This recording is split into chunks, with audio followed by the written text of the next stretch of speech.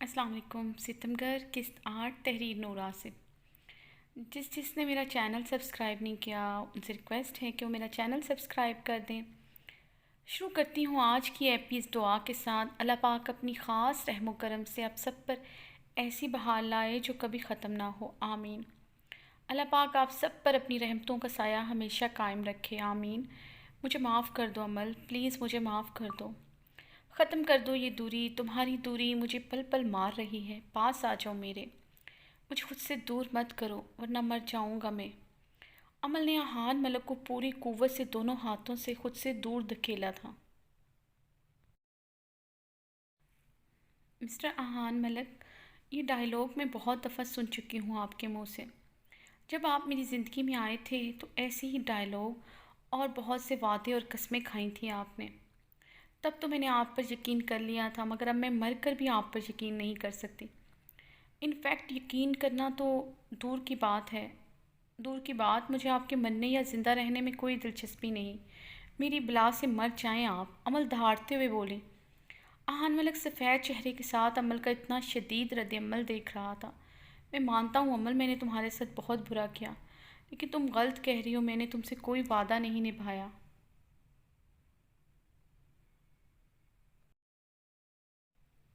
میں نے تم سے وعدہ کیا تھا میں تمہیں کبھی نہیں چھوڑوں گا۔ دیکھو میں آج بھی اپنے وعدے پر قائم ہوں۔ جب ہانیہ نے مجھے وہ فیک آڈیو اور تصاویر دکھائیں تو عمل میں پاگل ہو گیا تھا۔ عمل، تمہیں کھونے کے احساس نے مجھ سے میری سدھ بودھ چھین لی تھی۔ تم مجھے دھوکہ دے رہی ہو، اس بات نے مجھے مار دیا تھا۔ تمہاری زندگی میں کوئی اور ہے، اس احساس نے مجھے جلتے توے پر کھڑا کر دیا۔ لیکن ان سب کے باوجود میں نے تمہیں بیچ مجدار میں نہیں چھوڑا، پوری عزت سے تمہیں اپنایا۔ واؤ، کتنی اچھی سپیچ دی ہے، یقین مانے میں بہت متاثر ہوئی ہوں۔ عمل احان کی بات کاٹتی اپنی آنکھیں پھیلاتے ہوئے کہا۔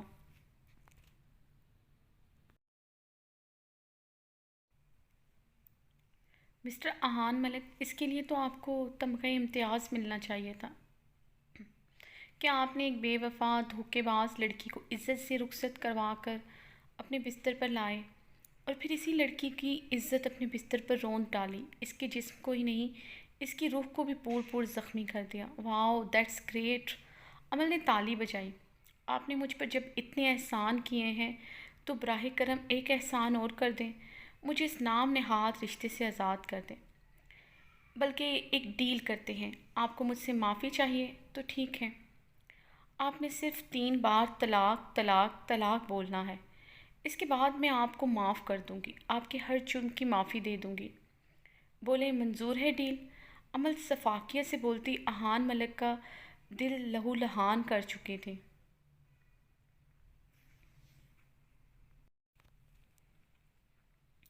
احان ملک کچھ پل عمل کو دیکھتا رہا۔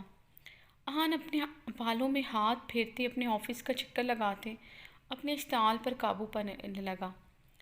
عمل کی باتوں نے احان ملک کے چہرے سے نرمی پل میں غائب کر دی تھی، اب چہرے پر صرف کرختگی کا اثار تھا۔ احان نے زوردار مکہ دیوار پر مارا تھا۔ عمل استہزائیہ مسکرا کر رہ گئی۔ احان نے عمل کی کلائی کو اپنی وحشی گرفت میں لیا۔ طلاق چاہیے تمہیں مجھ سے تو سنو مس عمل احان ملک، ترس جاؤ گے تم یہ الفاظ سنے کو، مگر یہ نہیں کہوں گا۔ میری اکھڑتی رکتی ٹھہرتی سانسوں کی ضمانت بھی یہ الفاظ ہوں گے نا، تب بھی نہیں بولوں گا۔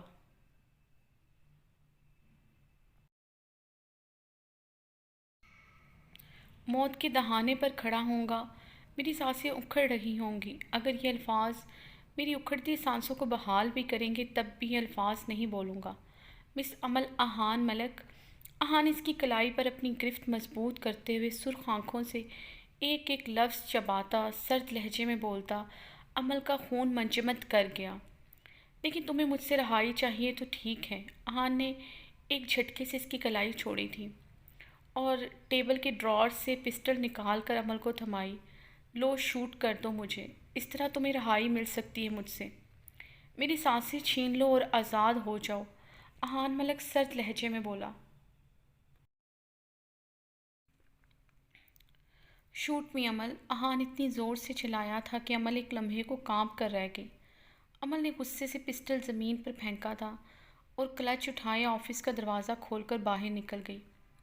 आहान نے عمل کے جانے کے بعد زوردار مکہ ٹیبل پر مارا تھا اور پھر اپنا سر دونوں ہاتھوں سے دبایا تھا۔ اسے لگ رہا تھا کہ جیسے وہ پاگل ہو جائے گا۔ احان ملک لمبی لمبی سانسیں لیتا خود پر قابو پانے لگا اور پھر گاڑی کی چابیاں اٹھائے جلدی سے باہر کو نکلا تھا۔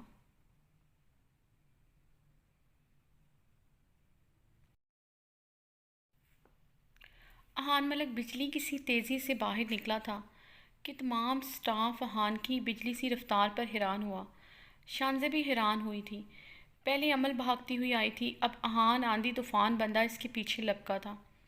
احان جلد از جلد عمل تک پہنچنا چاہتا تھا، وہ عمل کو دوبارہ کھو نہیں سکتا تھا۔ ایک دفعہ پہلے اس نے اپنی عمل کو کھو دیا تھا، اس دن اس کے حواسوں نے اس کا ساتھ چھوڑ دیا تھا، ورنہ وہ اسے کبھی خود سے دور نہ جانے دیتا۔ احان تیز تیز قدم اٹھاتے فون پر کسی کو انسٹرکشن دے رہا تھا۔ احان تیزی سے لفٹ کے پاس آیا۔ اس سے پہلے لفٹ کا دروازہ بند ہوتا احان نے اپنا پاؤں دروازے میں رکھ کر لفٹ کا دروازہ بند ہونے سے روکا۔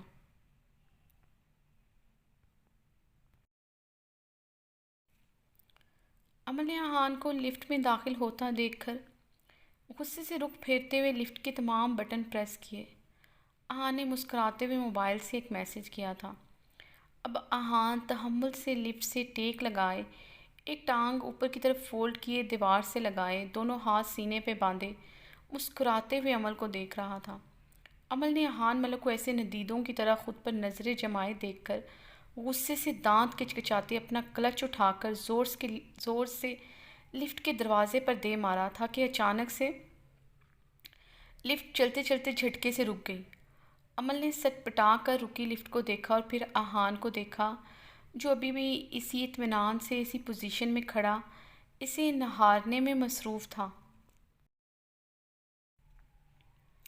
کیا ہوا ہے لفٹ کو؟ عمل نے دانت پیستے ہوئے غصے سے احان کو دیکھتے ہوئے پوچھا۔ مجھے کیا پتا، احان نے کندھے اچکائے۔ تم نے ہی کلچ مارا تھا، احان نے اطمینان سے جواب دیا۔ تو کلچ مارنے سے لفٹ کیسے رک سکتی ہے؟ میں اچھی طرح جانتی ہوں مسٹر احان ملک، لفٹ آپ نے رکوائی ہے۔ عمل غصے سے احان ملک کی طرف بڑھی ہی تھی کہ لفٹ نے بری طرح جھٹکا لیا تو عمل احان کے سینے سے جا لگی۔ عمل نے غصے سے احان ملک کو گھورا۔ اس سے پہلے وہ احان ملک سے دور ہوتی لفٹ نے ایک اور جھٹکا کھایا جیسے وہ تیزی سے نیچے گئی ہو۔ جھٹکا اتنا شدید تھا کہ احان بھی اپنا توازن کھوتے ہوئے زمین بوس ہوا تھا اور عمل تب احان کے سینے سے لگی ہوئی تھی۔ احان نے اسی چیز کا فائدہ اٹھاتے ہوئے عمل کو اپنے اوپر گرایا۔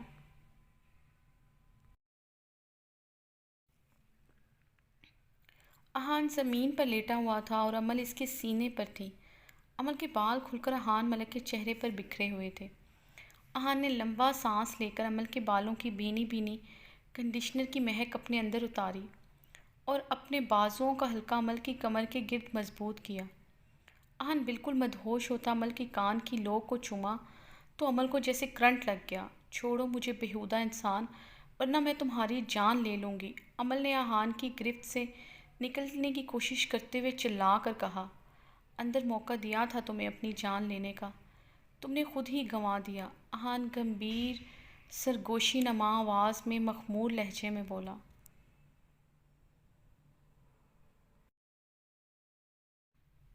عمل نے غصے سے احان کو دیکھا جو آنکھوں میں خمار لیے سرخ بوجھل آنکھوں سے عمل کو ہی دیکھ رہا تھا۔ احان کے ہاتھ جگہ جگہ عمل کی کمر پر سرایت کر رہے تھے۔ احان اپنے ہاتھوں کو کنٹرول میں رکھو ورنہ میں، عمل دانت پیستے ہوئے بولی، ورنہ کیا مائی ڈیئر وائفی، تم کچھ بھی نہیں کر سکتی، اب جو کروں گا میں کروں گا۔ احان نے اپنا حصار اور مضبوط کر کے عمل کو خود میں بھینچا تھا۔ وہ اپنی صدیوں کی پیاس مٹانے لگا۔ احان اپنے تشنہ لبوں سے عمل کے چہرے کی ایک ایک نقش کو چھو کر خود کو سیراب کرنے لگا۔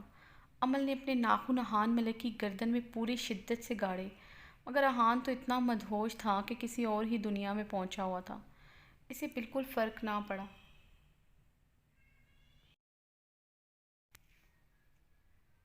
احان کی بے باک گستاخیاں بڑھتی جا رہی تھیں۔ عمل کا پارا 7ویں آسمان تک پہنچ رہا تھا۔ عمل کا چہرہ شرم و حیا اور غصے کی شدت سے بے انتہا سرخ پڑ رہا تھا۔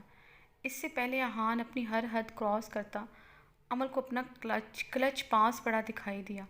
امل نے اسے اٹھا کر پوری شدت سے احان کے دائیں کندھے پر دے مارا۔ بھاری کلچ شدت سے احان کے کندھے پر لگا۔ درد کی شدت سے احان کی گرفت ڈھیلی ہوئی تھی اور لفٹ نے بھی زوردار جھٹکا لیا۔ امل اس کا فائدہ اٹھاتی احان سے الگ ہوئی اور غصے سے جلدی سے لفٹ کی دیوار کا سہارا لے کر احان سے دور جا کھڑی ہوئی۔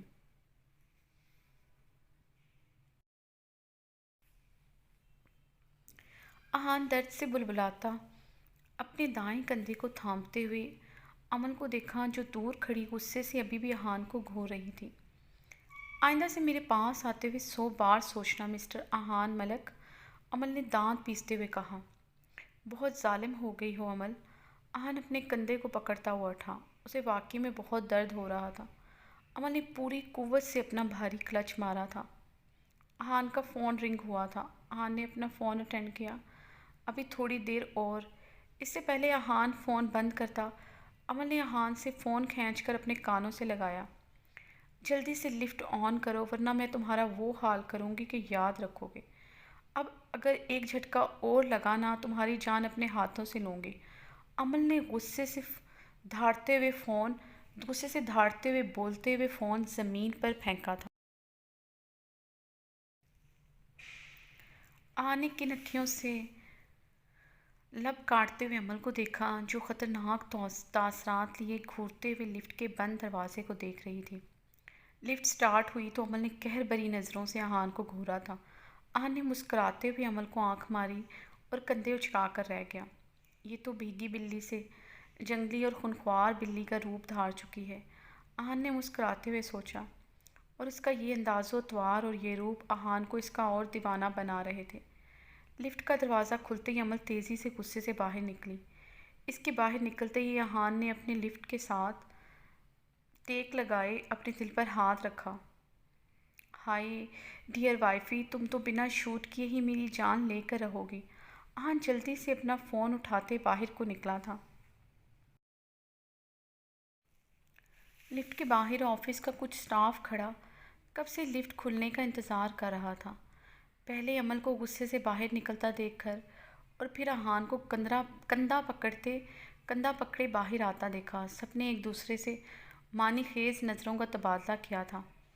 امل نے سب کے ری ایکشن دیکھ لیے تھے۔ اس کا غصہ تھا کہ بڑھتا ہی جا رہا تھا۔ امل چلو بیٹھو، میں تمہیں چھوڑ آتا ہوں۔ احان نے اپنی گاڑی امل کے پاس روکی اور گاڑی سے اتر کر امل کے پاس آ کر بولا، مسٹر احان آپ کیا چاہتے ہیں؟ کیوں میرا تماشا بنا رہے ہیں؟ آپ نے دیکھا آفس کے لوگ ہمیں کن نظروں سے دیکھ رہے تھے؟ امل نے حتی الامکان اپنے غصے پر قابو پاتے ضبط سے بولی۔ امل جو سوچتے ہیں سوچنے دو، تم میری بیوی ہو، اگر ایسی ہی بات ہے میں سب کو بتا دیتا ہوں تمہارے اور اپنے بیچ رشتے کا۔ مسٹر احان ملک، آپ واقعی میں بہت ڈھیٹ ہیں۔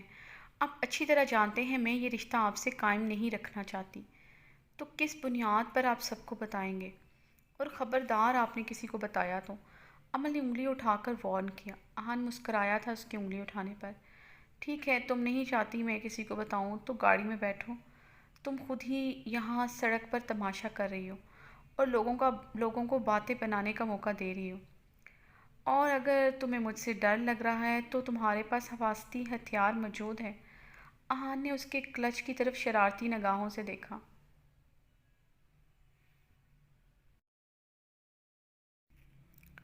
اور ویسے بھی جس طرح کے فضول حلیے میں تم ہو، میں تمہیں اکیلا نہیں جانے دے سکتا۔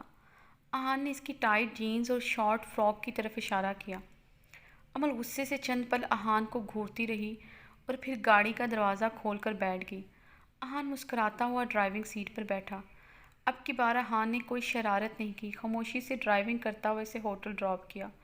کیونکہ امل اتنے غصے میں تھی، احان جانتا تھا اب اس نے ایسا ویسا کچھ کیا تو کلچ اٹھا کر سیدھا اس کے سر پر دے مارے گی۔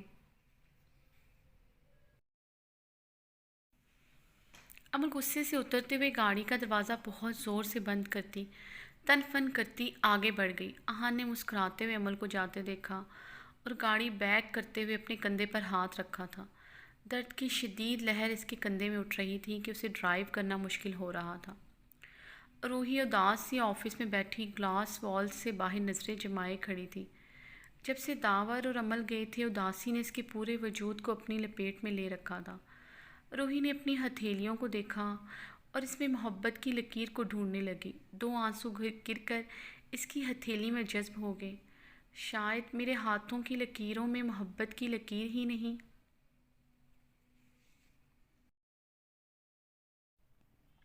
کوئی بھی تو رشتہ میرے پاس نہیں ہے۔ ماں کا پیار کیا ہوتا ہے مجھے نہیں پتہ، باپ کی شفقت کیا ہوتی ہے اور باپ کا نرم لمس۔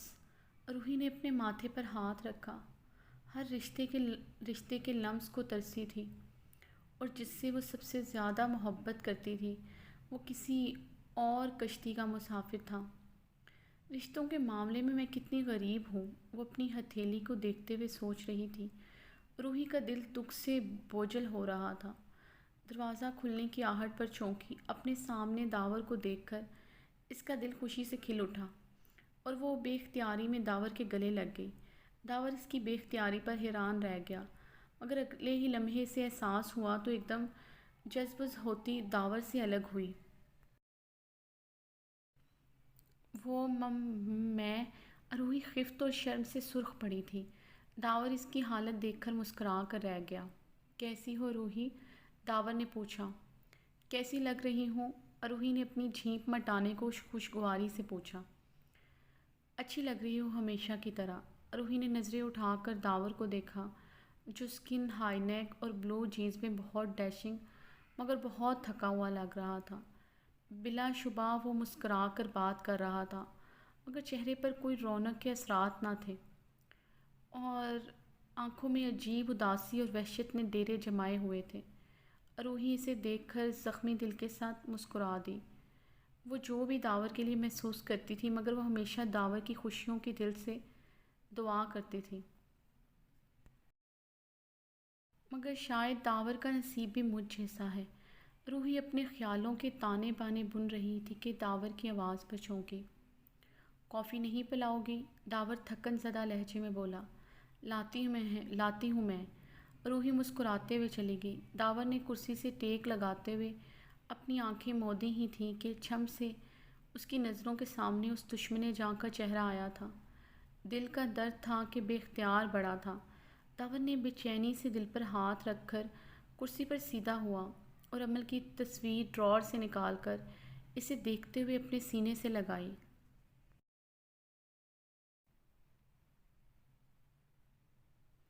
یہ اس کی اور عمل کی منگنی والے دن کی تصویر تھی، جس میں وہ اسکن کلر کا ڈریس پہنے مسکرا رہی تھی۔ پچھلے 8 سالوں سے یہ تصویر اس کے دل کے درد کا علاج تھی۔ آج بھی وہ یہ تصویر پکڑے ہر چیز سے بے نیاز ہو چکا تھا۔